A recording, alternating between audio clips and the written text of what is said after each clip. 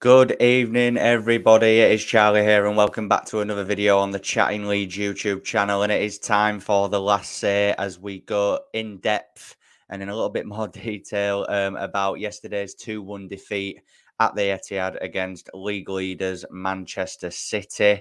Obviously, before we get into the stream in more detail, guys, as always, please smash that like button. It really helps get the stream out there. Share it with your friends, your family, your neighbours, whoever, and let's get more eyes on the Chatting Leeds YouTube channel. And if you are brand new, please subscribe. Plenty of content always on the Chatting Leeds YouTube channel. We're on the road to 3,000, so if you could do me a solid and hit that subscribe button, that would be fantastic. And of course, hit that notification bell and get all of your thoughts and opinions in the live chat as we go, and in the comment section if you're watching this after the stream has ended. I'm just going to get into a few of your comments now because I can see that there's a few in there at the minute, which is good to see. Michael Brown's in the building. Good evening, Michael. How we doing? Ashraf is saying hi to Mike. Kevin's in the building. How we doing, Kev? All right. Michael saying it's now waiting on the Nottingham Forest, Leicester, Everton results tomorrow to see where Leeds sit in the league. Yep, 100%. We'll be coming on to that in a little bit more detail shortly, my friend. Ashraf is saying we may be in relegation tomorrow. Yep, we may well be. Again, we'll be coming on to all of this in due course, guys, so make sure you stay tuned.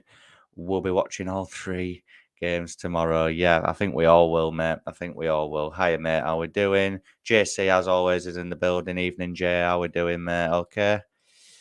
Yorkie lads in the building. 2-1 against City. We should all now be looking forward to the last 3. Big Sam has a plan. Yeah. Obviously, I feel like everyone's feeling a little bit more enthused after yesterday, and rightly so. But obviously, I will be coming on to my overall thoughts on it shortly. Obviously, I didn't get a chance to do a review yesterday as I did have plans after the game, but obviously, I'll be sharing my thoughts shortly. Decent as it could get at City yesterday. Yeah, exactly. It was decent. Sorry, it's got something in my eye there. God.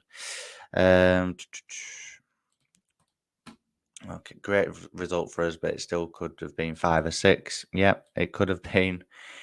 Newcastle lost today. Leeds should get something out of the game against them. Yeah, I mean, they did lose against Arsenal in all fairness, who are a very good side in this league as well. So I wouldn't read too much into the fact that they got beat by Arsenal today.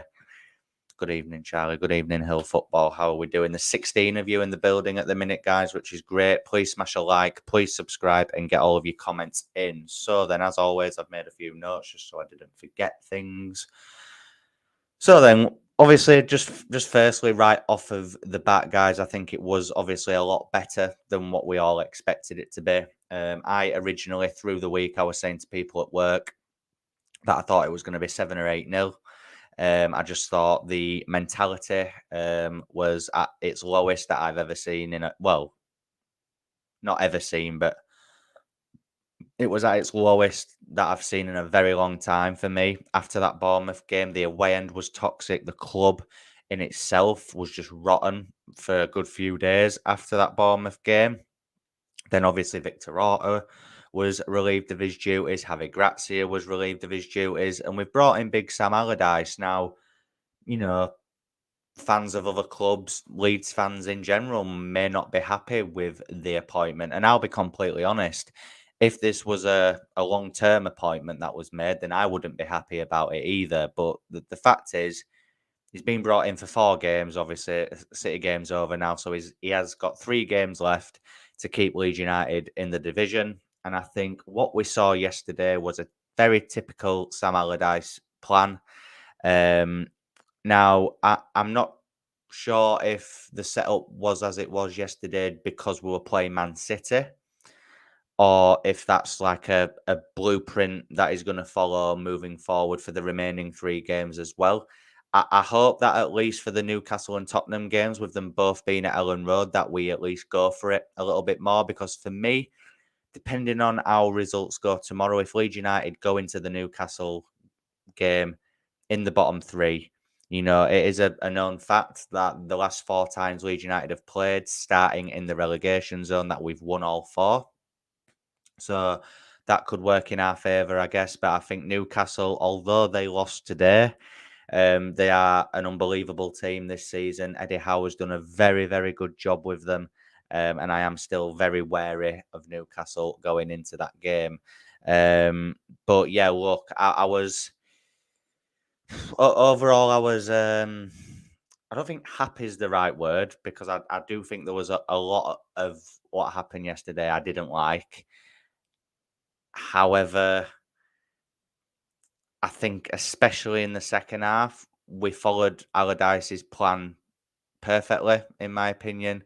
We we frustrated Man City at times, especially towards the end. Like they were time wasting against us, which means that they must have felt that Leeds were not necessarily going to equalise or even win the game or anything like that.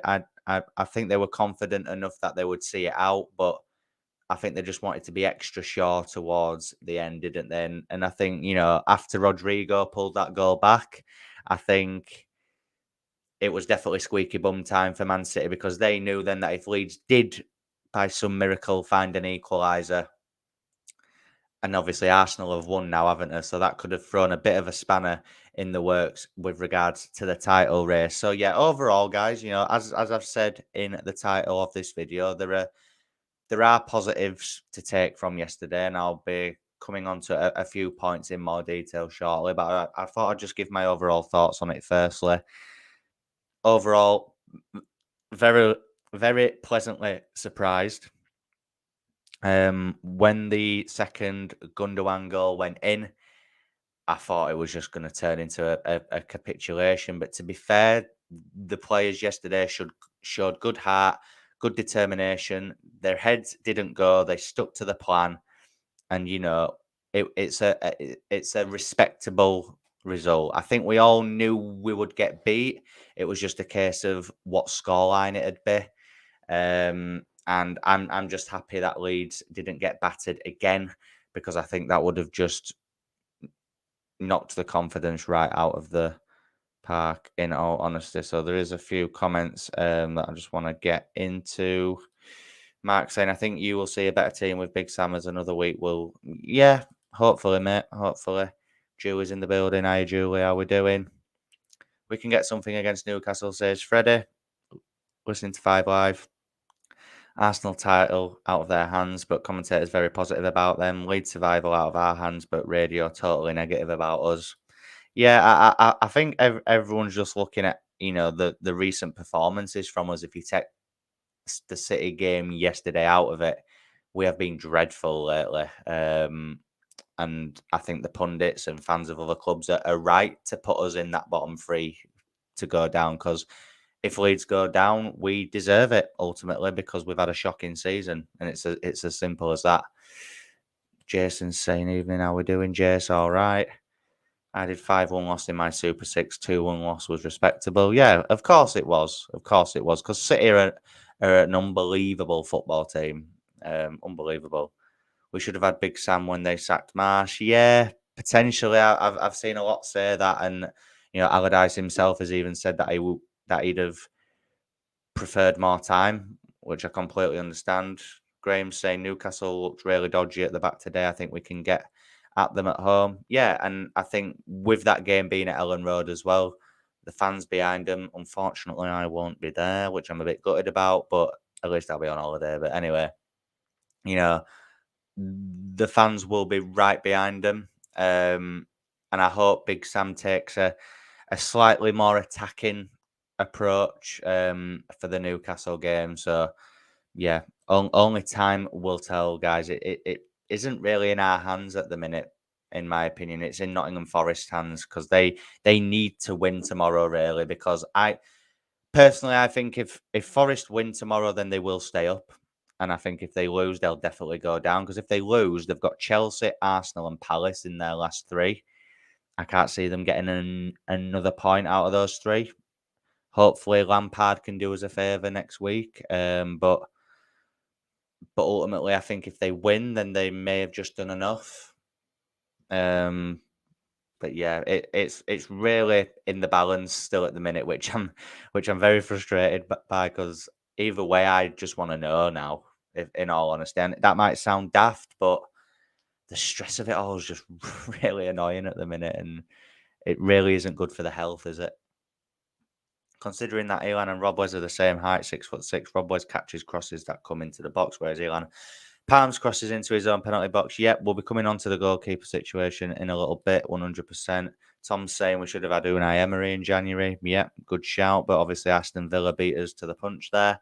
Newcastle only 5 defeats all season. Exactly. They've been really consistent of Newcastle, and I didn't think they performed that badly today, in all honesty. I just think Newcastle didn't really take their chances, and Arsenal did. Arsenal thoroughly deserved it, especially in second half. I think Newcastle had a good first half, but they did drop off in the second. To be fair, a lot of comments about Bamford. Yeah, we'll be coming on to Bamford in a little bit. JC saying it was a good result to only concede 2, but I still think we are down. Nothing to do with Big Sam or his tactics. It's purely on the lack of quality we have in the squad. Yeah, I'm of a similar opinion, Jay. I do still think we're going to go down.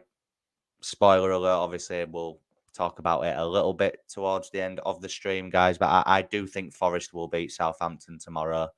And I expect Leeds United to be in the bottom 3 come tomorrow evening. And I think once we hit that bottom 3, I don't think we get back out of it. It isn't Big Sam's fault if Leeds United goes down. There is numerous factors that we're all aware of as to why Leeds will go down if it happens. You know, the board or as bad signings, the performances on the pitch, the mentality, the manager's tactics at various points this season, various on the field decisions. Just there's a load of things really. Our ship is saying we actually won the second half. Crazy. Yeah, we did. 100%. City were in first gear and have a big game on Tuesday. Yeah, they've got Real Madrid in the Champions League semi-final on Tuesday night. They'll have had that in mind, won't they? And at least they did get the win. It might have been a bit closer than what they'd have hoped, but they still won the game. So job done for them. I've watched the game today. We need to harass them, and I think we can get something out of it. Defense much better yesterday. I'm quietly confident. Yeah, and I can understand after watching that why people are a little bit more optimistic. It even got me feeling a little bit more positive about our chances of staying up. But as Jay's just said, I just question the quality in the squad. I question the mentality. The mentality was good yesterday, in all honesty. It was. The heads didn't go at 2-0 down. They kept at it. They stuck to the game plan. They pulled a goal back. And they showed some real fight yesterday, and fair play to them. But we've done that at various other points this season, and then we've gone on to be really bad. And I just hope that, the Newcastle game's at Ellen Road. So I hope that if Newcastle score first in that game, that the negative, I don't know, if it gets a bit negative in the stands, if it gets, I don't know, if the atmosphere turns a little bit toxic, I hope it doesn't affect the players up there. It shouldn't do, but you just never know. I'm just going to turn a light on, guys, because it is a little bit dark now, isn't it? There we go. That's a little bit better. Apologies for that. But yeah, look, I just hope that if Newcastle score and if Ellen Road does start to get a bit toxic, I hope that the players just keep their heads, they stick to the game plan. And yeah, Michael saying, I thought Forshaw brought a bit of balance to the midfield, which helped out McKennie and Rocker. Not ideal, but needs must. Yeah, I actually thought Forshaw was quite good. I'll be coming on to Mark Rocker in a little bit. I don't like singling players out, but there needs to be a discussion had about Mark Rocker for me at the minute.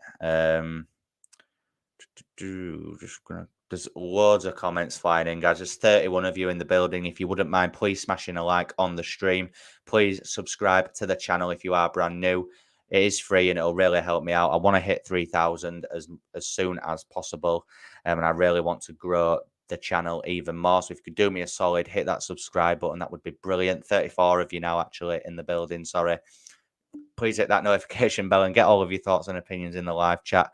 If I don't flash your comment up, guys, I really do apologize. There's just that many and I want to get through some other points that I've made. I usually like to flash every single comment up on stream, but sometimes it can be difficult to do so. So I do apologize if I don't get to your comment. I'm just reading a few of them now. Mark's made an interesting point. I think Bamford should still start. His hold-up play is good, even though he does not score. I disagree, Mark, in all honesty. But again, I'll be coming on to why in a little bit.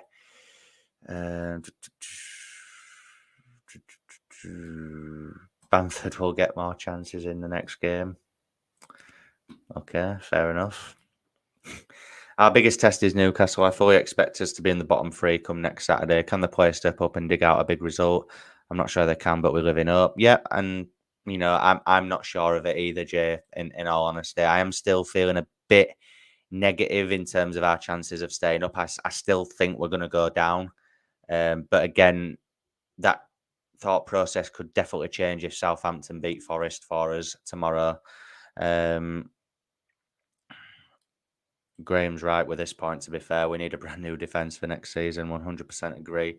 We'll miss the next 2 matches, Charlie. I'm abroad. Don't watch footy on holiday. Yeah, I'm abroad for the Newcastle game next week. I fly out to Gran Canaria on Thursday.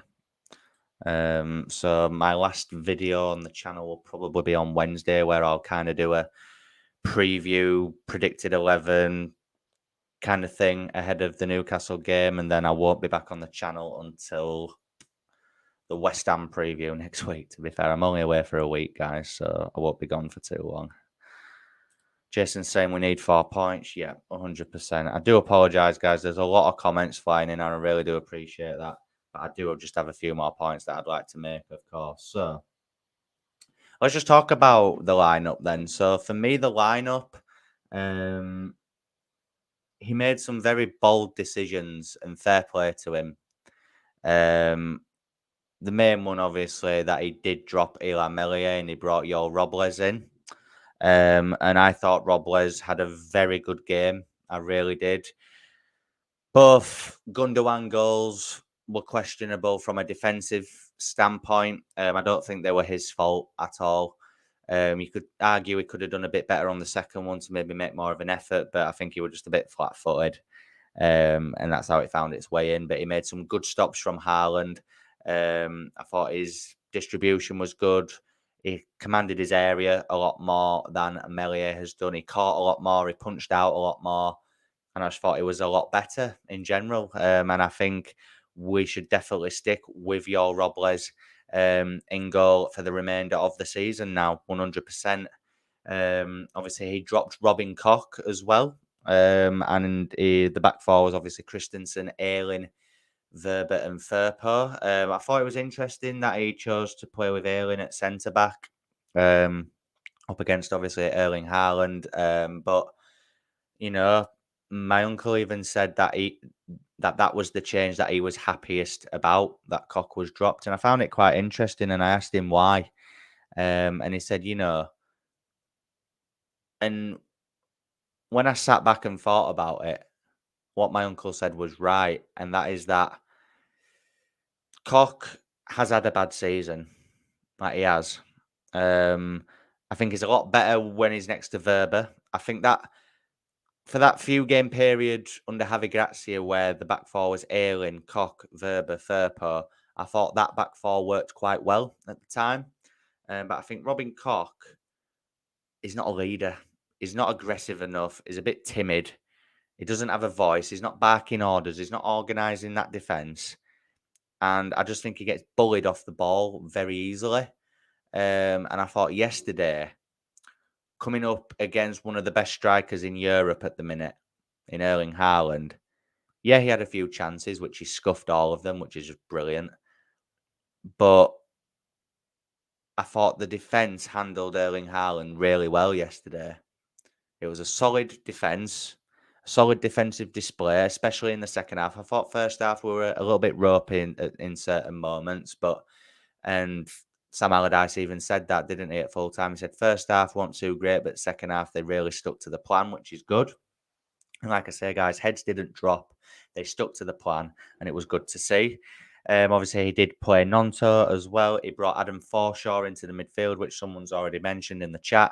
And I felt Adam Forshaw had a good impact in that midfield. Just a little bit of calmness, a bit of experience, a bit of composure in there to help Weston McKennie and Mark Rocker. And obviously Bamford started up top. Now, I will just get into Mark Rocker and Patrick Bamford now. Mark Rocker, for me, obviously, to put it into context, it's Man City that we were playing yesterday, and every time Leeds got hold of the ball in that first half, especially, and the second half, in fairness, but especially first half, their press was so quick and it was so efficient that every time we touched the ball, they were on us. They were on us straight away. And I get it, it causes a bit of panic and players were losing the ball left, right, and centre for Leeds United.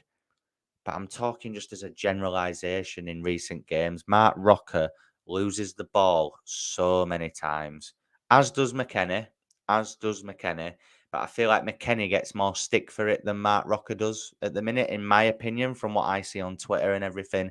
Everyone's on about McKennie and no one speaks about Mark Rocker. Now, I get it. Mark Rocker is probably the most technically gifted midfielder we have. I think his passing range on his day is really, really good. I think he actually has got a good football IQ, but I feel like the confidence of him at the minute is on its arse, and it's really, really showing. His body language isn't great at times as well, and I just think that, me personally, for Newcastle, I would drop Rocker and I would have two in midfielders, Forshaw and McKennie. I would. I know they're two sort of similar types of midfielder, but I think Rocker is just not cutting it for me at the minute, and that might be a controversial take, but it is just my opinion. Do I expect Rocker to be dropped for this game? No, I don't. I think he will play, but if it was up to me, I would be playing Forshaw and McKennie in this one. I really would. Patrick Bamford, I mean, come on, guys. Patrick Bamford is just not a Premier League striker, is he? He had that good season in the first season in the Prem where he scored 17 goals and it was like 20 odd goal involvements. Fair play to him, but other than that, just not good enough. Not good enough at all. And again, context, it's Man City. We didn't have a lot of the ball. Fine. But in a Sam Allardyce type team, the idea is that you oof the ball up, the talisman, the target man, i.e. Bamford, should be able to hold up the ball efficiently and allow others to be drawn into the game. Yesterday, there was for me yesterday, and just games in general again recently, the ball just bounces off him. He's got no physicality, not a lot of pace, and he's sticking a leg out here and there, and I'm sure he really does care, and I'm sure he's trying his utmost best to keep Leeds United in the division. But his body language and how he's playing at the minute is like he's not bothered.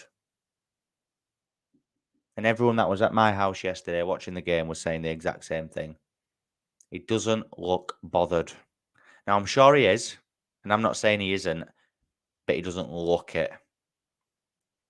And that's a problem. And then you've got Rodrigo Moreno coming on the pitch and scoring.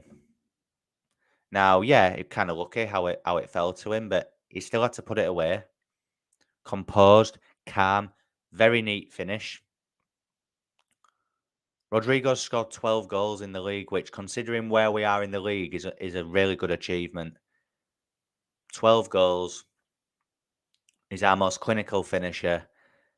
And therefore, for me, he should be playing all of the remaining games now. I'm not saying Bamford can't come on and maybe have an impact in certain games, but Rodrigo should be starting the remaining 3 games, in my opinion.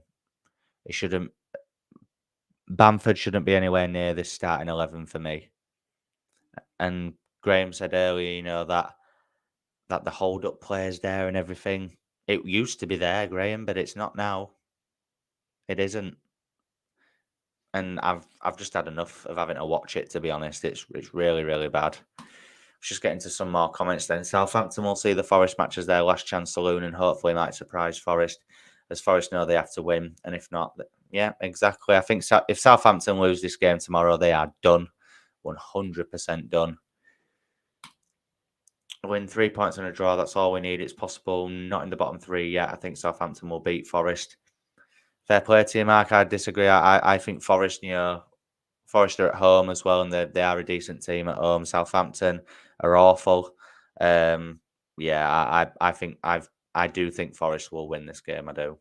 Big decision for Big Sam is, does he keep Bamford up top or swap him out? Yeah, I think, God, these comments are from a while back, aren't they? I'm just trying to catch up with these comments, guys. I really am. Wow. Right, let's just go a bit back. Yeah. Rob Wise is a man. That's the difference. More experienced. Yeah, exactly. And a more experienced head, a more cool head at the back. It just helps, doesn't it? It just helps. And like I say, I thought he commanded his box a lot better than what Melier has. He had some decent stops. I think that Haaland header in the second half, he makes it look like a comfortable save. For me, if that's Melier, it either goes in or he palms it over for a corner because he's that afraid to maybe drop the ball or something. I just think and apparently Allardyce said after the game that Melier was not happy about being dropped. Good. I hope he isn't happy because it shows he cares. But at the end of the day, he can't argue with it because he's been shocking recently. He has.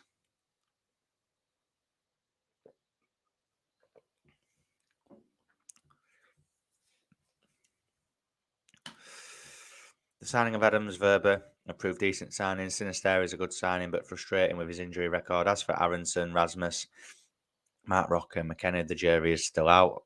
I don't think the jury's out, mate. I think the jury got back a long time ago. Why is McKenna not being taken throws? Yeah, I mean, that was new, wasn't it? Did he win the throwing competition? Has there been another throwing competition up at Thorpe Arch and Weston McKenna has won that? But yeah, and I think it's something new that Leeds can try in the last 3 games, isn't it? If we get a throw in a decent position, oof it into the box. You never know what can happen. It could fall to the right person at the right time. You just never know, do you? Graham's saying Defo Darko to start, but Sam said he's not even looking at the under 21s to help out. Yeah, I wouldn't put any of the under 21s in anyway, mate. I would not throw them into a relegation battle. I really, really wouldn't. Joseph saying he feels more confident under Sam. 3 points on Saturday. Fair play, mate. I admire your optimism. Sam only likes 3 in midfield. Then you're probably going to see Forshaw, McKennie, and Rocker then, aren't you, if it's a 3? Leeds don't have enough players that are battle hardened for the Premier League. Someone like Tarkovsky, Ben Mee, both free transfers would be ideal for Leeds. Solid, no nonsense defenders. Yeah, I would get on board with that. And if Leeds stay up and Everton go down, I would have Tarkovsky in a heartbeat. I think he's a good, solid defender, a very old school, old fashioned centre back. But I would definitely have him at Leeds 100% if we managed to stay up and they went down. We have a poor quality midfield. Yep, correct. Matt Rocker has crashed into an oblivion since the Forest game. There's a player there, but he has lost his way massively recently. You've hit the nail on the head there, Jay. In all honesty, I rate Matt Rocker as a footballer. I think there's definitely a player there, as you've said. But I think recent performances have just been so below par from him. Like I say, I think a lot of them since that Nottingham Forest win have seemed to have just gone into hiding. Jack Harrison, McKenna, Rocker, they've all gone into hiding since that game, haven't they? Especially Harrison since he signed his new contract. Bamford, glass legs, yep, exactly. Without Ty Adams, the midfield had been, yep. And I think if Adams was in this midfield now, I think I'd feel a lot more confident that that we are able to win a midfield battle. I'll put it that way. I thought Harrison had a quiet game at the weekend. Again, I know it was City, but it's a big game, and Jackie is supposedly a big game player. Yep, I saw a stat at half time yesterday that Gundogan completed 99 passes in the first half. Jack Harrison didn't complete 1. Mark Rocker only completed 5 passes yesterday. That's your central midfielder, by the way. Just saying. Rob was great yesterday. Yep, it was. I would take out Rocker and Bamford out the starting lineup against Newcastle. Completely agree. Goal West Ham. Really? Against the scum? Let's have a look. Oh, God, yeah. Ben Rama. Go on, Ben Rama. Anyway, Don't care about those sort of games, do we? The good modern striker that fare well in the Premier League are two-footed, quick, mobile, and physically strong. Yet Bamford is none of them. West Ham 1-0 up over Man United. Yeah, I've just seen that. That's good. Rodrigo did exactly what Sam said. Score. We won't get many chances. Bamford needs about 20 chances to score. You've got to start Rodders. Exactly, you've hit the nail on the head there. Our Shripper, 100%. I think the way Big Sam likes to play and how he sets teams up, it's not free-flowing, counter-attacking football. So when we get opportunities, we need to be clinical and we need to be putting chances away. Rodrigo proved yesterday that was probably the only solid chance that Leeds United had other than the McKennie header in the first half. But it was probably the second chance then in the whole game that we got, and he put it away. Doesn't matter who you're playing, whether it's City, Newcastle, West Ham, Spurs. If you get an opportunity, you need your best goal scorer on the pitch. And Rodrigo is, factually and is our best goal scorer. 12 goals. Clinical, efficient. Doesn't need 20 chances like you've said there. I get Allardyce likes an outlet. He likes a target man, and he'll probably see Bamford as that. And I understand it to a degree. But when Bamford's not doing the things that Allardyce would expect,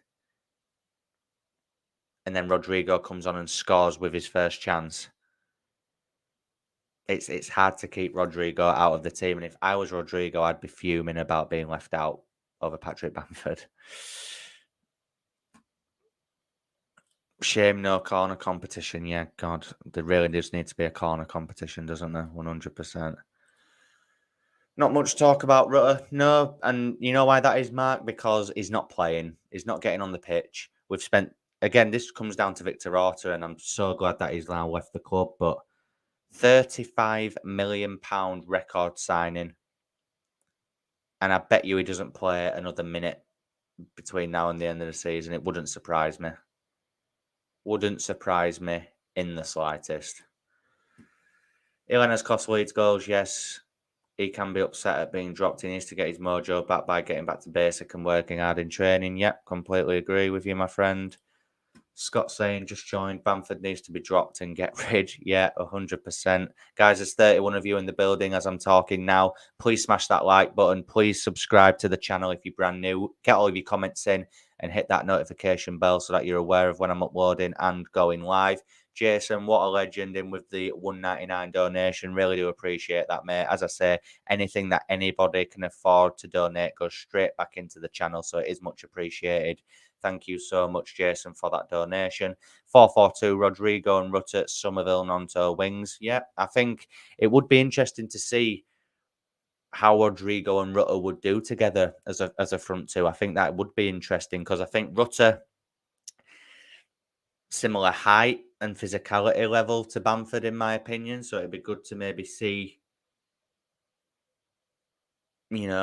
how Rutter would do.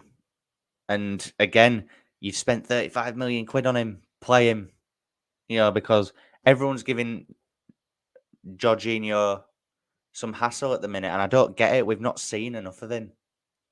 Yeah, granted, what we've seen hasn't been brilliant, but I think there's been glimmers of quality from him. But again, we need to see it more. He started one game, and that was the Chelsea game. And he literally only started that because Rodrigo and Bamford were both unavailable. We spent 35 million quid, and he's on the bench. It's just a joke, in my opinion. Newcastle are not City. They're a good side, but I think Leeds midfield can compete. Yeah, and I'm not saying we can't. It's just I still think it's going to be another very difficult game, guys. I think you're underestimating Newcastle a little bit at the top side. Just because they've been beaten by Arsenal today doesn't mean that Leeds are just going to beat them. It really doesn't. Newcastle going to be another hard game. They looked good against Arsenal, although they lost. Yeah, I completely agree. I think in stages of the game today against Arsenal, they did look very good. Arsenal were better overall, and they took their chances, and they did deserve that win. But I think people are just disregarding Newcastle now, and I don't understand it. Jason, but we have 3 games left and Rutter hasn't had any real game time. Not for me. Yeah. Ilan has not had anyone to challenge his position until now since he broke into the first team. Goalkeepers need to be pushed. Brighton dropped Sanchez recently and put in Steele and beat Wolves 6-0. Yeah, exactly. Exactly. All right, Manji, how are we doing, my friend? Porter's last gift to Leeds was to sign a wide player, not a striker, for a club record who may not play another game for Leeds if they get relegated. What another... Exactly. If we go down, Rutter will probably leave. So we'll have signed a £35 million record signing who's probably played a grand total of, if we count Chelsea game as 90 minutes, probably 100, 120 minutes. It's just not good enough. Technically, JKA is our record signing, isn't he, really? I know Rutter ain't right good, but he's never really been given a chance. I feel sorry for him. Give him a go. Yeah, I do. I feel sorry for him in terms of how much stick he's getting at the minute. I really, really do. Jason saying, great stream as always, pal. Appreciate that, mate. Thank you. Make sure you hit the like and subscribe. Let's get Charlie to 3K subs. If you don't want to listen to me, then listen to Jay. Hit that subscribe button. There's 40 people in the building. Get that subscribe button smashed and help me hit 3,000 as soon as possible. That is my next goal, and it's something that I would be buzzing if we could hit at some point. Fair play, Yorkie lad. However, 35 million, let's see what he can do. Bamford, no, we don't need someone to hold it up. We now play on the break. Exactly. Our best form of getting goals in these last 3 games will be counter-attacks based on how Allardyce will set us up. And you need someone that in that moment on the counter-attack can be clinical and can at least test goalkeepers. And Rodrigo's that man. Rodrigo is that man. And if you've got Nonto and Harrison at either side of him, then fair enough. Charlie, there's a reason why they're not playing Rutter. Where do they see in training that, mate? Yeah, I get it, mate. But again, if he's not that good, then why have we spent 35 million on him? I think there's definitely a player there. But again, we needed something for the here and now, which Victor Orta failed to realise, which is, how he was employed for as long as he was, remains to be seen. But anyway, Newcastle tough, have a few goal scorers. Alexander Isak, Ottawa's joke, Porto another level. Yeah, exactly. Right. Right, we'll just get a few more points made in terms of my points, and then I'll just get into a few of your comments before we finish tonight's stream, guys. So, as I said earlier, I felt, especially in the second half, it was a very solid defensive display. We did look a lot tighter and a lot more solid at the back, which is good. And it is good that obviously Allardyce will have the whole of this week to get us prepared for Newcastle, and to think of a way that we can break Newcastle down. Again, guys, I'm not massive. I'm not confident at all, really, at the minute. Don't get me wrong. The game yesterday has made me feel a bit more positive, and it's at least made me think that, you know what, even if we lose the next 3, I can't see us getting hammered again with how Allardyce sets us up, and I think they've responded well to it. Have the players? They seemed like they were on board with the task at hand.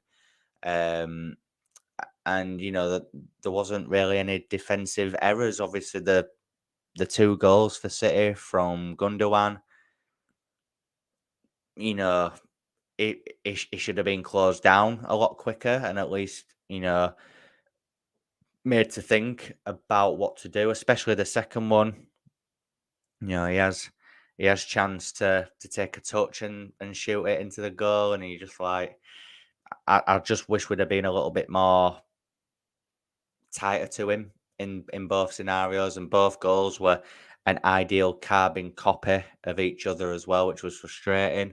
But I felt, other than that, we were okay. Yes, Haaland had a few chances, but to be fair, he missed every chance that he had, and there was the one where he kind of just kicked thin air, which I found was hilarious, and everyone's saying he's Leeds and he's doing it deliberately. He wasn't. He just had a very, very off day, and fair play. And I was glad that he did, because I think someone said it earlier, and it's right. It was 2-1, which, yeah, fair play. It was a decent scoreline for us, and it's a game that Leeds can take positives from 100%, but it could have also gone horribly wrong if Haaland puts even a few more of those chances away. And if Gundogan scores the penalty, then it's a little bit worse, isn't it? So yeah. As I said earlier, guys, it was a lot better than what I expected. And we move on now, don't we, to a very tough test on Saturday at Ellen Road against Newcastle. Mark Hemingway's on about Rutter. He's saying he must have impressed someone to pay 35 million. Rutter not being played. He not play time. How they keep a player in? Yeah, exactly. He's just sat on the bench twiddling his thumbs. Yes, the price tag isn't his fault, but come on, 35 million quid, and you just sat on the bench. If he comes on for a while, and if we'd seen a lot of him and he wasn't good, fair enough. It'd still be annoying that we'd spent that much money, but at least we know he's crap. But we don't really know he's crap because we've not seen enough. Didn't Leeds draw against Newcastle away? I don't remember. Yes, we did. It was 0-0 on New Year's Eve. 0-0. It was an awful game. A really bad game to watch. But again, we kept them at bay on that day. The glimpses we saw of Rutter against Fulham in Accrington Stanley in the Cup, he looks all right, but raw. He's a development player and not for the here and now. I do think he deserves a start. Yeah, and if Rutter had been brought in for £5 to £10 million, I'd be okay with it because it'd be a long-term thing. But we world record, well, not world record transfer, but a record transfer for us. And anyway, it just gets more annoying the more I talk about it. For me, a draw at Ellen Road is not an extreme expectation. No, and I'd take a point now. I really would. But again, the big game is Nottingham Forest against Southampton tomorrow. It really, really is. I think people again are underestimating how big of a game that is tomorrow. It's if for it basically, however it goes tomorrow, if Leeds United end up in that bottom three, I don't see us getting out of it. I think the longer we're out of the bottom three, the more confident I get about staying up. So I'll be watching Forest Southampton tomorrow. I think we all will. I think we'll all have a very keen eye on it. I'll be keeping an eye on the Everton Brighton game as well. I think it's Everton who've got Brighton, I think. So yeah, it could go right down to the wire. It really, really could. Hopefully it doesn't. Hopefully Leeds can just stay up comfortably. But even if we stay up, I don't think it'll be comfortable, will it? Mr. Austin saying, not a Leeds fan, but does Melier hold the bench for the last few games? Yeah, he does. He does, mate. Yeah. Rob Way's looked so much better. And I think he should have started a long time ago. Maybe Leeds wouldn't be in this position. I can see Forest win tomorrow, then we'll be in the bottom three. And knowing Leeds, Everton and Leicester will probably win. Yeah, exactly. Because other teams seem more capable of pulling a good result out of the backsides than us. Orta was suckered for Rutter. Yep, he was. To be honest, I wouldn't care about how pretty the game is at Ellen Road if we got a point. Yeah, it isn't about the level of performance now. It's just getting points on the board, isn't it? It really, really is. There's 45 people in the building at the minute. That's really good to see on a Sunday evening on bank holiday as well. If you wouldn't mind smashing a like on the video, that'd be great. Please subscribe to the channel as well. Get all of your comments in. And of course, hit that notification bell. I wouldn't drop Rocker for a two-man midfield against Newcastle. McKennie and Forshaw on their own in midfield against Newcastle won't work. Need three solid midfielders, either Greenwood or JB. If it's going to be a three, then you might as well leave Mark Rocker in there. Sam Greenwood, don't rate him at all, to be honest. Yeah, he's a good set-piece taker, but overall, I think he could do with a loan or maybe just selling him, to be fair. Darko JB, I do rate, but I just don't think would be ready for a relegation dogfight. Maybe some minutes off of the bench, perhaps, but not starting, in my opinion. Fulham have got Leicester, have they? You see what I mean? I think Leicester will be fine, guys. I do. I think the bottom three will be us or Forest, and then Everton and Southampton. in all honesty. And if Forest win tomorrow, then I think it'll be us, Everton and Southampton. So yeah, look, it's squeaky bum time, guys. Let's just strap ourselves in. We've got 3 games left to save our season. I've accepted relegation already, so if we stay up, happy days. I'll be absolutely elated, buzzing, all of the above. But whatever league we are in next season, this club needs a reset from top to bottom. Ownership, manager, players, backroom staff, whatever. It needs a complete shift. Certain players need to be moved on. And we need to go out and buy some competent players who are up for the fight and are willing to wear that badge with pride. Look, if Leeds stay up and the 49ers take over and we bring in a good manager and we bring in good players, then I have every confidence that we can stay in the Premier League for many years to come. But if we go down, you just don't know what can happen. And that's why we ultimately need to stay in the Premier League. But do I think we will at this minute? No, I still think we're down. I need to see a lot more from them for them to change my opinion on that so drastically. Yesterday was a slight step forward in the right direction, but it still wasn't perfect for me. I need to see a lot more. And if we can get a win or a draw against Newcastle, then the West Ham game's huge, isn't it? But if we're in the bottom 3 and Newcastle beat us, then I see us going down. I'm staying confident in my prediction that Leeds will finish 15th, but more likely 16th. Fair enough. And Yorkie lad agrees. Fair. Fingers crossed, Tom. Hope you're all right, mate. Yeah, fingers crossed. I really hope that you're right as well. I don't think you will be, but let's hope so, eh? Let's hope so. So we'll bring the stream to an end there, guys. We've been going just over 50 minutes. So just a quick service announcement before we end. Obviously, as I've said a few times recently, obviously, I will be missing the Newcastle game on Saturday as I do fly out on holiday on Thursday, like Thursday afternoon, Thursday evening. Obviously I have got a lot of things that I need to do in preparation for my holiday over the next few days. So I'll jump on and I'll do a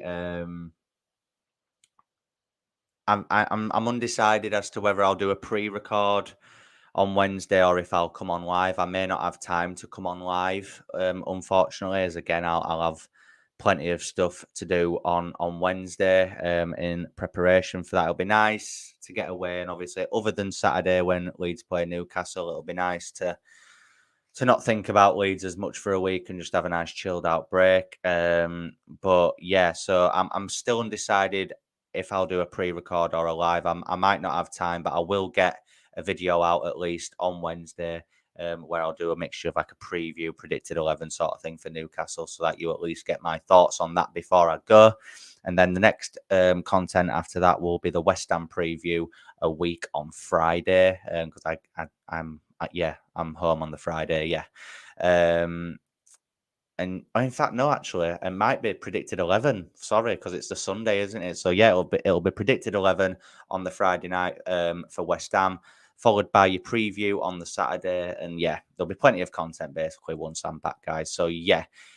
Just before we leave, there's 37 of you in the building. On your way out, guys, if you could please smash a like, that'd be brilliant. It just helps with the algorithms and things. It helps get the video out there. Please subscribe to the channel and help me get to 3,000 subscribers as soon as possible. This is probably going to be the last live that I do, actually, before I go on holiday. So take care, everybody. Let's hope that Leeds can beat Newcastle, but I will be back for the preview on Wednesday. Enjoy the rest of your bank holiday weekend, and I will see you in a bit. Cheers.